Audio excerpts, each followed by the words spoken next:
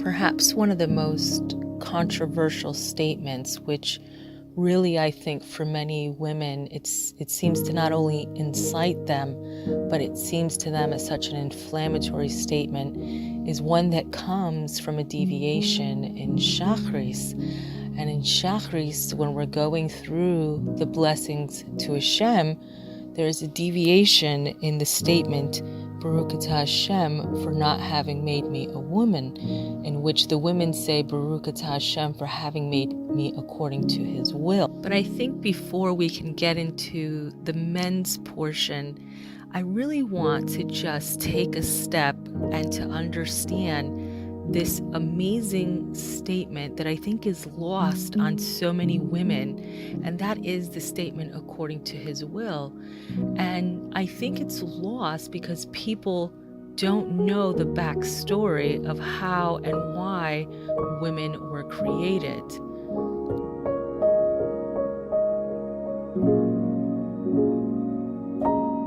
In Bereshis 1:26, we find this statement, let us make man.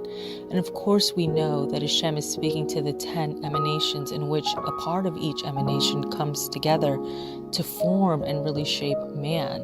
But when it came to the making of a woman, there was no such conversation. And in fact, women were created solely as from the decision of Hashem. And I think what's even more fascinating is the part in which he took us from, because this part really comes to symbolize the essence of every woman. And he took us from a rib, and many may ask, why a rib?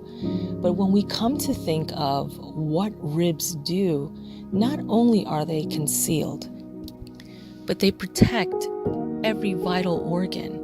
If you were to imagine all the organs that are housed underneath the ribs, if even one of them were to be blocked or ruptured or chas v'shalom, any number of things, life could not be sustained.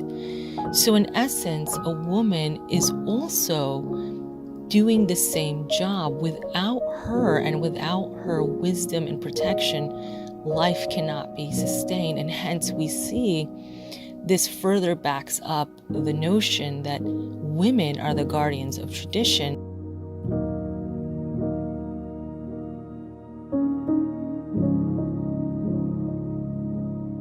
Given the fact that women are guardians of tradition and their essential role is in that of the guidance and preservation of Am Yisrael, it is very hard to believe that men, at least men who are frum and really understand this, are saying or declaring that somehow they are greater than women, chas v'shalom.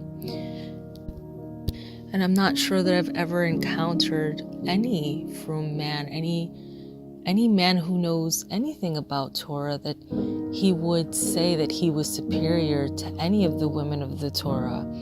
And in fact, I find that they say quite opposite. But Rabbi Shimon Schwab brings down something amazing, and he says that the mitzvot are means of bringing a person close to God.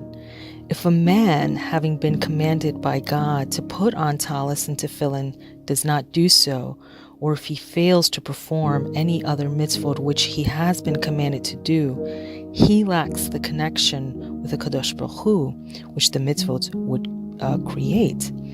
Men by their nature require more mitzvot to bring them close to God. However, women were created with an innate nature which is more in accordance with the will of God than men. They do not require the same corrections as men to bring them close to God. Now, I find so fascinating the fact that he uses the word corrections. And I had mentioned earlier about the women not wanting to participate in the sin of the golden calf. But women also did not participate in the whole meraglim, the whole issue of the spies. And in fact, these mitzvot are coming as a result of that, in which men, it seems as if they had forgotten. And these mitzvot that they're doing, they help them to remember. And hence this becomes a correction, which women on their own do not need, they don't require. And when a woman says, I want to put this on, and she puts this on, in a way, it's like she's speaking Lashon Hara about the women. We didn't participate. We don't need these things. We are already close to HaShem by nature. We are already on a higher level.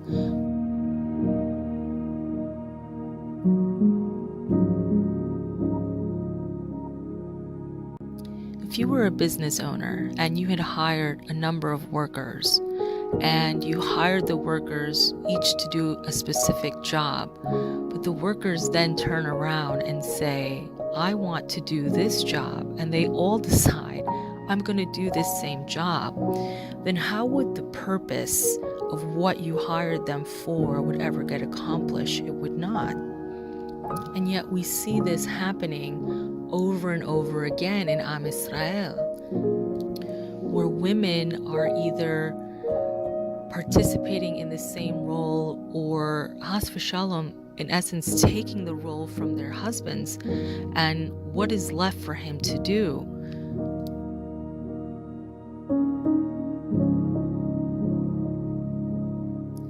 Another statement, if you will, which really seems to incite women, comes from something being lost in translation, if you will.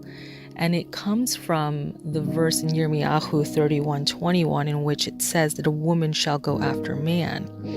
But truly what it says is that a woman will encircle man.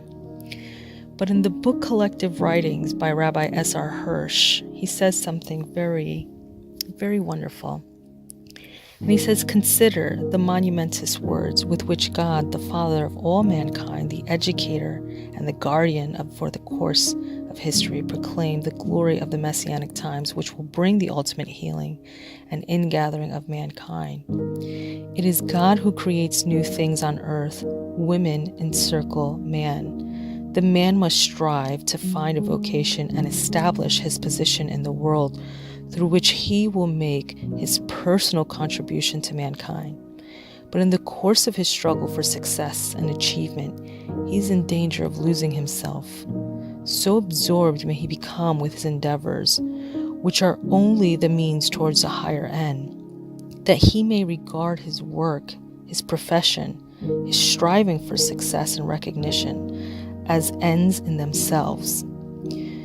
It is all too common that they become the all-absorbing purpose of his life, and he forgets that all his material achievements are only means to help him accomplish his larger purpose as a human being. Indeed, he may in time come to subordinate and sacrifice the truly human aspects of his life to these endeavors. How often do we see that work, which is meant to provide support for one's family, becomes more important than the family? And there is always time for the office, but seldom time for the children. This error probably accounts for all the delusions that have marred the history of mankind. It is the woman who can lead her husband back to true humanity. The enigma of history can be solved when one considers the dominant role of the female. In the words of Yirmiyahu quoted above, the man is encircled. He is kept within the sphere of truly humane existence and activity by the woman who has been entrusted with safeguarding the nobler aspects of life. This is how the male can revert from being merely a prestigious public figure to the pristine state of a human being in accordance with the will of HaShem.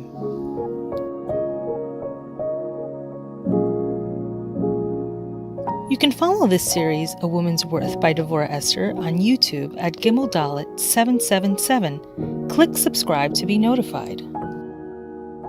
If you've enjoyed this video or know someone who would, please share it. Tzikku limitzvot.